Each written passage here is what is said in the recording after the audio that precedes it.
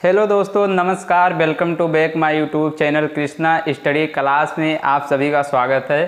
तो I hope कि आप लोग बहुत ही अच्छे होंगे, स्वस्थ होंगे, मस्त होंगे। तो आज हम बात करने वाले हैं कि जो बच्चे 2024 में बोर्ड एग्ज़ाम की तैयारी कर रहे हैं, अब पेपर में बहुत ज़्यादा तो टाइम नहीं बचा है, तो उनके लिए कौन सा विद्या क्वेश्चन जो है बेस्ट रहेगा उसके बारे में हम चर्चा करने वाले हैं। तो चलिए देखते हैं कि आप किस प्रकाशन का क्वेश्चन बैंक खरीदेंगे जिससे एग्ज़ाम के लिए बहुत हेल्पफुल हो।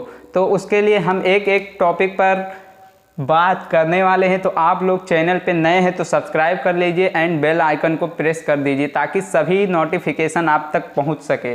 तो आइए देखते हैं कि हम कौन सा क्वेश्चन बैंक खरीदें।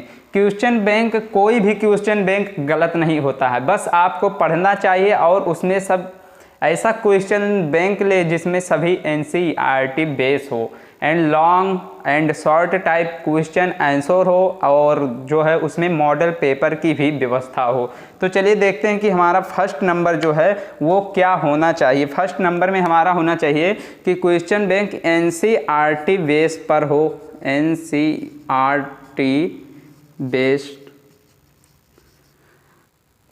फर्स्ट नंबर है हमारा क्वेश्चन बैंक जो है NCERT बेस्ड पर हो और उसमें क्या होना चाहिए कि NCERT बेस के अनुसार, जैसे लॉन्ग टाइप आंसर क्वेश्चन है तो उसमें शब्द सीमा, लॉन्ग टाइप क्वेश्चन बैंक में जैसे हिंदी का कोई आ गया तो उसमें जैसे शब्द सीमा देखना है, ये नहीं कि फालतू कहानी लिखा हो क्वेश्चन बैंक में। क्वेश्चन बैंक का मतलब होता है फास्ट ट्रैक रिवीजन। तो हमारा दूसरा नंबर क्या होना चाहिए? Fast track revision. Fast track revision बहुत ही ज़रूरी है क्योंकि फास्ट ट्रैक रिवीजन में हमारा क्या होता है कि जैसे हम कोई टॉपिक पढ़ लिए तो उसमें फास्ट ट्रैक रिवीजन करना बहुत ही अनिवार्य है। इससे आप कोई भी क्वेश्चन भूलेंगे नहीं क्योंकि रिवीजन करते रहिएगा। फास्ट ट्रैक रिवीजन बहुत ज़रूरी है। तो उसमें ये भी देखना चाहिए कि बहुत लॉन्ग में क्वेश्चन ना हो, ये नहीं कि 2 नंबर का क्वेश्चन आ गया तो उसमें 100 वर्ड का दिया है, ये ऐसा नहीं होना चाहिए। दूसरा नंबर है शब्द सीमा। तीसरा नंबर हमारा क्या है? शब्द सीमा पर विशेष ध्यान होना चाहिए। जो हमारा शब्द सीमा होता है यानी कि जैसे हिंदी में आ गया, अगर 4 नंबर का कोई प्रश्न और उत्तर आता है तो उसमें 200 वर्ड का यदि क्वेश्चन बैंक में लिखा है तो इससे हमें क्या मतलब है, कुछ नहीं समझ में आएगा। तो क्वेश्चन वर्ड में जो है देखना है कि शब्द सीमा का बहुत विशेष ध्यान होना चाहिए। यानी कि जैसे 4 नंबर का है तो उसके लिए शब्द सीमा निर्धारित किया रहता है। जैसे 50 से 100 वर्ड में लिखना है, 50 से 100 वर्ड में लिखना है, तो ये विशेष ध्यान होना चाहिए। अब मैं आप लोगों को बता दूं कि कोई भी क्वेश्चन बैंक खराब नहीं होता है। तो आप लोग जब एक एक टॉपिक तैयार कर लीजिए उसके बाद आप फास्ट ट्रैक रिवीजन करना स्टार्ट कर दें, क्योंकि सुबह जब भी आप उठो पढ़ाई करके तो जो भी टॉपिक आप रात में पढ़े रहो उसको फास्ट ट्रैक एक बार रिवीजन ज़रूर करें, ताकि देखिए कि आप कितना पढ़ते हैं ये मायने नहीं रखता है, आप एग्ज़ाम में कितना एक्सप्लेन कर ले जाते हैं ये मायने रखता है। क्योंकि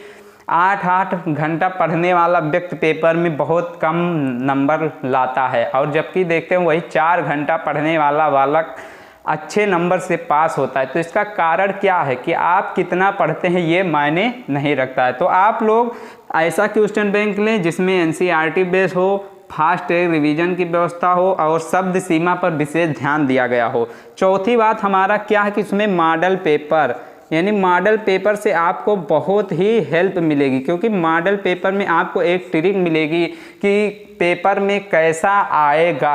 और आप जब भी आप मॉडल पेपर किए रहेंगे, घर पे हल किए रहेंगे, तो आपको एक अनुभव हो जाएगा टाइम का मैनेजमेंट। एग्ज़ाम में टाइम का मैनेजमेंट बहुत ज़रूरी है। तो आपका ये मॉडल पेपर जो है बहुत ज़रूरी है, जो आपको एग्ज़ाम में बहुत हेल्प देगा, एग्ज़ाम में आपको बहुत हेल्प देगा।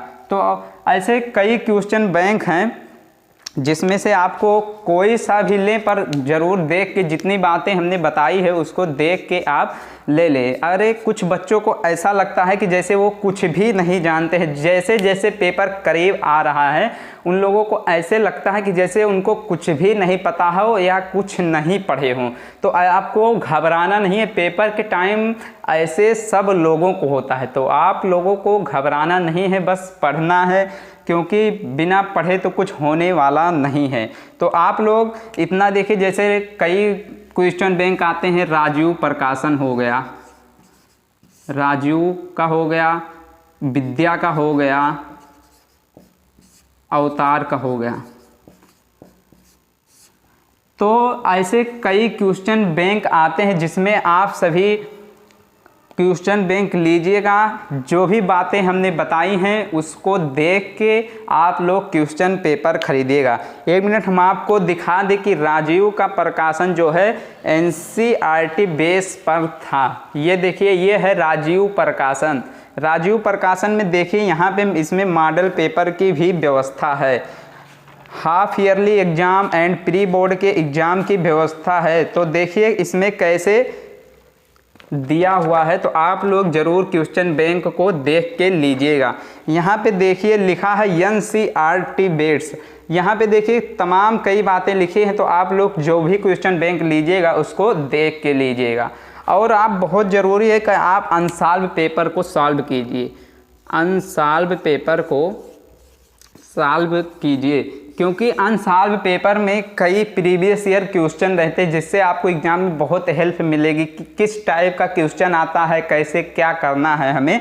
अनसॉल्व पेपर में आपको लिखा रहता है। तो अनसॉल्व पेपर भी आप लोग खरीद लीजिएगा, क्योंकि अनसॉल्व पेपर बहुत ज़रूरी है। देखिए यहाँ पे अनसॉल्व पेपर भी हम आपको दिखा दें कि ये भी NCERT बेस के आधार पर, जैसे 2023 में जो भी क्वेश्चन आया है, 2023 में जो भी क्वेश्चन आया हुआ है वो सभी इसमें दिया रहता है। 2022 में जो भी क्वेश्चन आया है देखिए इसमें दिया रहता है। तो आप लोगों को घबराना नहीं है, बस पढ़ाई करते रहिए। मिलते हैं अगली वीडियो में दोस्तों, तब तक के लिए बाय। वंदे मातरम, जय हिंद।